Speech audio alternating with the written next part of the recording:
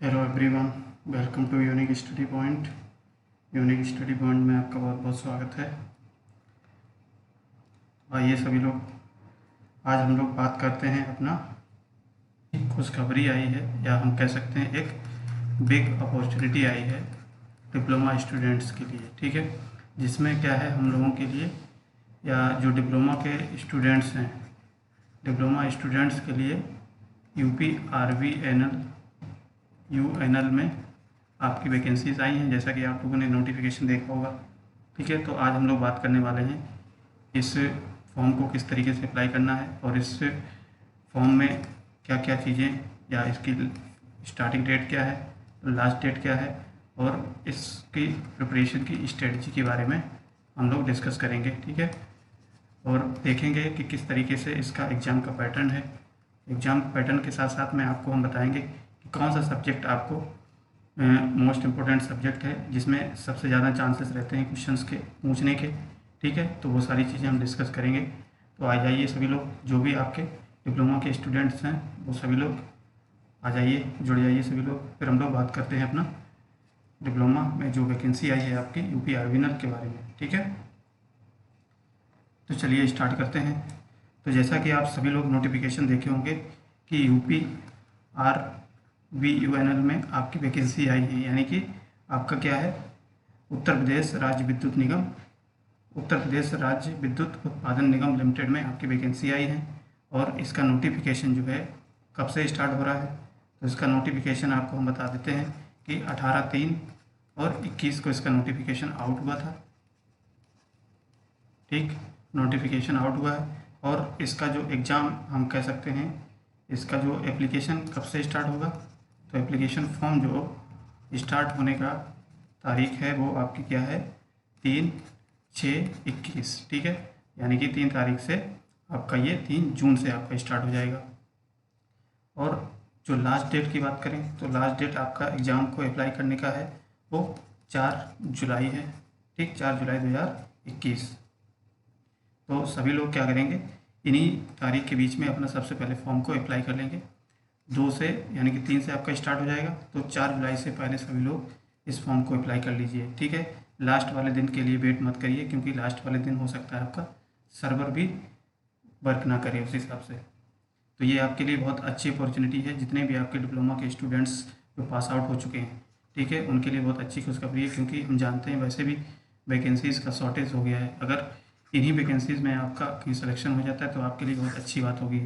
ठीक है, तो अब अगर हम बात करें तो वैकेंसीज़ के बारे में, तो देखिए सबसे पहले हम बात करते हैं कि हमारी जो जूनियर इंजीनियर है JEE इलेक्ट्रिकल के लिए कितनी वैकेंसी है। तो जूनियर इलेक्ट्रिकल के लिए वैकेंसी आपकी 69, जिसमें OBC की आपकी कितनी है, OBC की 15 हैं, जनरल की कितनी है 42, और EWS की 4 हैं, SC की 5 हैं, और ST की 3 हैं। तो टोटल आपकी वैकेंसी कितनी है, 69 है JEE में। ठीक है, इलेक्ट्रिकल में। ऐसे ही आपका JEE मैकेनिकल में भी वैकेंसी आई है। तो मैकेनिकल के लिए कितनी टोटल वैकेंसी है, मैकेनिकल में आपकी टोटल वैकेंसी है 78। ठीक है, इसी तरीके से जो आप नोटिफिकेशन सभी लोग देख लीजिएगा। ठीक है, जूनियर इंजीनियर इलेक्ट्रॉनिक्स में, इलेक्ट्रॉनिक्स एंड कंट्रोल इंस्ट्रूमेंटेशन में कितनी आई हैं, तो इसमें आपकी 39 वैकेंसी हैं। ऐसे ही आपका एक कंप्यूटर साइंस इंजीनियरिंग में, यानी कि हम कह सकते हैं CS में कितनी वैकेंसी हैं JEE के लिए, वो आपकी आई है 10 वैकेंसी। ठीक है, तो इन चीज़ों को आप देख लीजिए। देखिए सबसे ज़्यादा आपकी मैकेनिकल में आई 72, 78, और उसके बाद हमारी इलेक्ट्रिकल इंजीनियरिंग में 69 वैकेंसीज आई हैं। ठीक, तो इसीलिए क्या है, आपके लिए बहुत अच्छी अपॉर्चुनिटी है। तो सभी लोग आप क्या करेंगे, फॉर्म को अप्लाई कर लीजिए जल्दी से, और लास्ट वाले दिन के लिए वेट मत करिए। अब ये तो होगी वैकेंसीज़ के बारे में, तो इतनी इतनी वैकेंसी हैं, और उसकी फॉर्म अप्लाई करने की तारीख हमने देख ली, और उसकी जो लास्ट डेट है वो देख लिया। अब आप बात करते हैं कि हमारा जो एग्ज़ाम होगा वो उसका क्या पैटर्न होगा, क्या सिलेबस होगा, किस तरीके से एग्ज़ाम होगा, और उसकी एक्सपेक्टेड डेट भी हम बता देंगे आपको कि क्या क्या एक्सपेक्टेड डेट हो सकती है एग्ज़ाम होने कराने का। ठीक है, तो देखिए बात करते हैं इसके एग्ज़ाम पैटर्न की। ठीक है, तो एग्ज़ाम पैटर्न की बात करें हम लोग, एग्ज़ाम पैटर्न, तो एग्ज़ाम पैटर्न में क्या होगा, हमारा जो पेपर 1 होगा, तो एग्ज़ाम पैटर्न में आपके क्या होते हैं, 200 क्वेश्चंस आएंगे और 200 क्वेश्चंस आपके 200 मार्क्स के आएंगे। ठीक है, इतनी बात ध्यान है, समझ गए। ठीक, और उसमें पेपर 1 में आपका जो पूछा जाएगा वो 150 क्वेश्चन होंगे। 150 क्वेश्चन प्रत्येक 1 नंबर का होगा, यानी कि 150 मार्क्स के हो जाएंगे। ठीक, और पेपर 2 में क्या होगा, पेपर 1 जो है आपका 150 क्वेश्चंस, और पेपर 1 जो आपका होगा वो आपका टोटली क्या होगा, टोटली टेक्निकल का होगा। टेक्निकल यानी कि जिस भी ब्रांच से आप हैं उसके लिए आपका टोटली क्या होगा, टेक्निकल ब्रांच का होगा पेपर 1। पेपर 2 में हम लोग क्या देखते हैं कि पेपर 2 जो होता है वो आपका ऑब्जेक्टिव टाइप के ही होंगे दोनों। तो उसमें भी क्या है, आपके 50 क्वेश्चंस पूछे जाएंगे और 50 क्वेश्चंस में कितने कुछ 50 मार्क्स के होंगे, प्रत्येक 1 मार्क्स का होगा। ठीक, इतनी बात आप समझ गए। तो ये आपका होता है एग्जाम का पैटर्न। ठीक है, पेपर 1 और पेपर 2। पेपर 1 में 50 क्वेश्चंस जो कि टेक्निकल के होंगे और पेपर 2 में आपका नॉन टेक्निकल होगा, नॉन टेक्निकल होगा। ठीक है, अब नॉन टेक्निकल में सिलेबस क्या है, टेक्निकल में सिलेबस क्या है, तो इसको हम लोग समझ लेते हैं। ठीक, इतनी बात सब लोग समझ में आ गई। तो आप देख सकते हैं कितना वेटेज है आपका टेक्निकल का। अगर आपका टेक्निकल अच्छा है तो आप इसमें बाजी मार सकते हैं। ठीक है, तो आप टेक्निकल को बहुत ध्यान देना पड़ेगा आपको, साथ में नॉन टेक्निकल भी आपको ध्यान देना पड़ेगा, बट टेक्निकल पे ही पूरा आपका जो है सिलेक्शन डिपेंड होगा, क्योंकि जितनी भी वैकेंसी आती हैं आपकी टेक्निकल में जेई लेवल की, तो आप टेक्निकल आप अपना स्ट्रॉन्ग कर लीजिए, उसी बेसिस पे आप सिलेक्शन ले सकते हो। ठीक, तो अब बात करते हैं कि ये तो हमने बात कर ली कि एग्ज़ाम पैटर्न आपका क्या क्या हुआ, तो ये तो एग्ज़ाम पैटर्न हो गया। अब अगर बात करें कि जो एग्ज़ाम होगा आपका, ठीक है, इसका सिलेबस क्या रहेगा। ठीक, तो सिलेबस की अगर बात करें तो सिलेबस क्या रहेगा बताइए। तो जैसा कि अगर हम लोग बात करें कि सिलेबस की, तो जैसे जेई इलेक्ट्रिकल की बात करें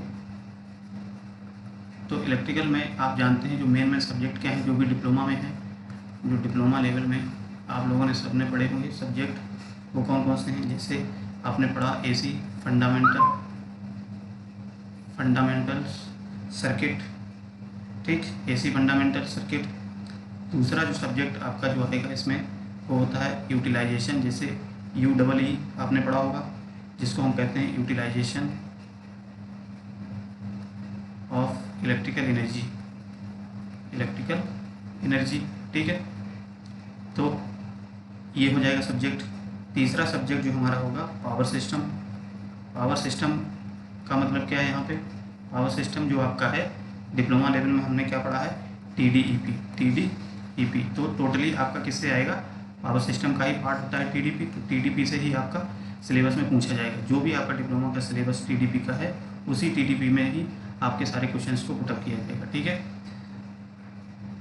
फोर्थ सब्जेक्ट की बात करें तो जैसे कि आपका बेसिक जो इलेक्ट्रॉनिक्स होता है, बेसिक आपने पढ़ा हुआ इलेक्ट्रॉनिक्स के बारे में, तो उसके सिलेबस आएगा।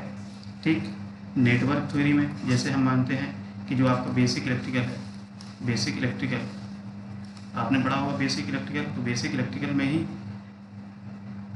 ये क्या है, बेसिक इलेक्ट्रॉनिक्स है। ठीक है, इलेक्ट्रॉनिक्स और बेसिक इलेक्ट्रिकल में आपका ये मान के चलिए जो बेसिक इलेक्ट्रिकल है इसका सबसे ज़्यादा वेटेज होता है आपका एग्जाम में, जेई वाले में। ठीक है, जितने भी आप प्रीवियस ईयर के एग्जाम पेपर उठा के देख लीजिए, जितने भी जेई लेवल के एग्जाम्स होते हैं, जैसे यूपी PPCL हो गया, यूपी RBNL हो गया, तो इसमें आपके जैसे मान के चलिए सबसे ज़्यादा वेटेज किसका मिलेगा, बेसिक इलेक्ट्रिकल का। हमेशा आप याद रखना वेटेज किसका रहेगा, बेसिक इलेक्ट्रिकल का। ठीक, और एक सब्जेक्ट आपने पढ़ा होगा एस्टिमेशन एंड कॉस्टिंग। ठीक, एक और सब्जेक्ट आप पढ़े होंगे मेजरमेंट का। ठीक है, मेजरमेंट ये हो गया, बेसिक इलेक्ट्रॉनिक्स हो गया, मेजरमेंट हो गया, एस्टिमेशन एंड कॉस्टिंग हो गया। ठीक, और एनालॉग डिजिटल इलेक्ट्रॉनिक्स भी आप पढ़े होंगे, एनालॉग एंड डिजिटल इलेक्ट्रॉनिक्स। और मेन जो सब्जेक्ट आपका क्या है, इलेक्ट्रिकल मशीन आपने पढ़ा होगा। ठीक, इलेक्ट्रिकल मशीन हो गया। नेटवर्क थ्योरी तो आपका किस में आ जाएगा, बेसिक इलेक्ट्रिकल में आ जाएगा। ठीक है, तो ये मेन सब्जेक्ट्स आप क्या है, इसमें आपके मेन सब्जेक्ट आएंगे सिलेबस में। सभी लोग नोट कर लीजिए अगर नोट करना चाहें। तो अब इलेक्ट्रिकल में आपकी अगर बात करें कि वेटेज की सबसे ज़्यादा मोस्ट इम्पोर्टेंट सब्जेक्ट कौन से हैं जिससे आपके सबसे ज़्यादा क्वेश्चंस पूछे जाते हैं। तो सबसे पहले पे आप क्या प्रिपरेशन करोगे, किस तरीके से करनी है, इलेक्ट्रिकल। तो बेसिक इलेक्ट्रिकल जो है आपका जितने से ज़्यादा प्रीवियस ईयर के क्वेश्चंस को सॉल्यूशन कर लेंगे उतना ही आपका एग्जाम का पैटर्न समझ में आ जाएगा कि किस तरीके से क्वेश्चन को पूछा जाता है। ठीक है, तो बेसिक इलेक्ट्रिकल से क्या करेंगे, अगर आप लोग बेसिक इलेक्ट्रिकल पढ़ना चाहते हैं तो प्रीवियस ईयर के क्वेश्चन जितने भी इम्पोर्टेंट क्वेश्चन हैं, जैसे यूपी पीसीएल हो गया, यूपी आर्बिनर हो गया, तो इन सारे क्वेश्चंस को शुभम सर ने प्रॉपर तरीके से आपको इस चैनल पे यूनिक स्टडी पॉइंट पे सारे क्वेश्चंस को सॉल्व करा चुके हैं वो। तो इस चैनल से आप उन क्वेश्चंस को सॉल्व कर सकते हैं और उन क्वेश्चंस को देख सकते हैं। ठीक है, बेसिक इलेक्ट्रिकल हो गया। दूसरा क्या है, मशीन, इलेक्ट्रिकल मशीन। ठीक, तो सबसे नंबर 1 पे सबसे ज़्यादा इंपॉर्टेंट आपका बेसिक इलेक्ट्रिकल हो जाएगा। दूसरा इलेक्ट्रिकल मशीन का होता है, तो इलेक्ट्रिकल मशीन से भी क्वेश्चन बहुत अच्छे खासे पूछे जाते हैं। तो इलेक्ट्रिकल मशीन के भी इस चैनल पे यूनिक स्टडी पॉइंट चैनल पे आपको प्रीवियस ईयर के क्वेश्चन हैं, मोस्ट इंपोर्टेंट क्वेश्चन को हमने डिस्कस किया है, उनको हमने टॉपिक बाय टॉपिक कवर किया है। उससे टॉपिक बाय टॉपिक क्या मतलब, जैसे इलेक्ट्रिकल ट्रांसफार्मर है तो ट्रांसफार्मर में इंपोर्टेंट क्वेश्चन क्या क्या आ सकते हैं, या क्या क्या एसएससी जेई में, यूपी पीसीएल जेई में और आरबीएनएल में, तो ये सारे क्वेश्चन को हमने ऑलरेडी सॉल्व करा चुके हैं टॉपिक वाइज आपके इलेक्ट्रिकल मशीन्स में। तो इस चैनल पे जाके आप प्लेलिस्ट को फॉलो कर लीजिए और सारे क्वेश्चन को यहाँ से आप सॉल्व कर लीजिए। ठीक है, देख लीजिए, फिर हम आपको ये भी बताएंगे कि कौन सी बुक को फॉलो करनी है ऑब्जेक्टिव के लिए। ठीक है, अगर आप बुक पढ़ पाएँ तो बुक पढ़ लीजिए, अगर बुक नहीं पढ़ पाते हैं तो आप क्या कर सकते हैं, ऑब्जेक्टिव की कोई एक बुक ले लीजिए, तो हम अभी आपको रिकमेंड करेंगे कि कौन सी बुक आपको पढ़नी है। ठीक है, तो इंपॉर्टेंट सब्जेक्ट की बात करें तो हमने बताया कि बेसिक इलेक्ट्रिकल हो गया, ठीक, इलेक्ट्रिकल मशीन हो गया, और तीसरा सब्जेक्ट आता है टीडीपी का, टीडीईपी। ठीक है, तो थर्ड वेटेज रहता है टीडीपी का। फिर आप क्या पढ़ोगे, यूटिलाइजेशन ईडब्ल्यूई, ठीक है, ये होता है। और फोर्थ आपका बेसिक इलेक्ट्रॉनिक्स का जो पार्ट आता है उन्होंने पढ़ा होगा, बेसिक इलेक्ट्रॉनिक्स। ठीक, तो बेसिकली ये 4 सब्जेक्ट हो गए। और आपका क्या होता है, एक मेजरमेंट होता है, मेजरमेंट। ठीक है, तो सबसे मोस्ट इम्पोर्टेंट आपका electrical, basic electrical machine, TDP और मेजरमेंट। तो ये 4 सब्जेक्ट को तो आपको स्किप करना ही नहीं है। इन 4 सब्जेक्ट को बहुत अच्छे से अगर आपने तैयार कर लिया तो आपको मैक्सिमम क्वेश्चन यहीं से आपको देखने को मिलेंगे। हालांकि आपका यूई है, इससे भी क्वेश्चन आते हैं, लेकिन इतने क्वेश्चन नहीं आते हैं। ठीक है, जैसे बेसिक इलेक्ट्रॉनिक्स है तो इससे भी थोड़े एक क्वेश्चन मिल जाएगा, लेकिन सबसे ज़्यादा वेटेज आपका मान के लिए 150 क्वेश्चन अगर टेक्निकल के आ रहे हैं, टेक्निकल में 150 की जगह पे हम मान सकते हैं कि आपको 50% जो है क्वेश्चन, लगभग 50 या मान चलो 50% क्वेश्चन आपको बेसिक इलेक्ट्रिकल के देखने को मिलेंगे। ठीक है, और उसके बाद 50% में आपकी ये सारी चीज़ें आ जाती हैं। 50 नहीं तो मान लो हम मानते हैं कि 45 से लेकर 50% वेटेज होता है बेसिक इलेक्ट्रिकल का। तो बेसिक इलेक्ट्रिकल की आपने अगर कवर कर लिया तो आपका ये मान चलिए 50% तैयारी होगी। ठीक है, तो ये कुछ बेसिक इंपॉर्टेंट सब्जेक्ट्स हैं आपके सिलेबस के हिसाब से मैंने देख लिया, तो ये हो गया। ठीक, तो टेक्निकल अगर आपने इतने सब्जेक्ट को तैयार कर लिया, क्योंकि ज़्यादा सब्जेक्ट पीछे मत आगे, जो मोस्ट इंपॉर्टेंट सब्जेक्ट हैं उनको पहले कवर कर लीजिए। जब आपके पास टाइम बचता है तो उसको आप कवर करिए। पहले पे क्या करेंगे, बेसिक इलेक्ट्रिकल, दूसरे पे इलेक्ट्रिकल मशीन, और तीसरे पे आपको मेजरमेंट पढ़ना है, फिर टीडीपी।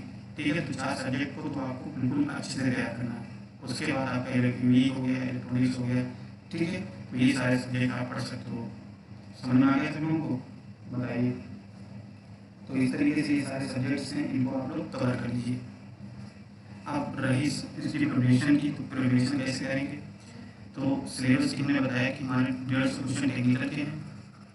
ठीक, और 50 क्वेश्चन क्या है, नॉन टेक्निकल। अब नॉन टेक्निकल का हम सिलेबस की बात करें तो नॉन टेक्निकल सिलेबस की बात करें तो इसमें क्या क्या आ जाएगा। तो नॉन टेक्निकल में आपको क्या पढ़ना है तो वो एक बार आपको बता देते हैं। तो नॉन टेक्निकल में जैसे आपको क्या क्या आएगा, एक हिंदी आ जाएगा। ठीक, हिंदी पढ़नी है। दूसरे पे आपको क्या पढ़ना है, जीके का सिलेबस। ठीक है, और उसके बाद जीके का मतलब यही है, जीएस आपको पढ़नी है। ठीक, जीएस।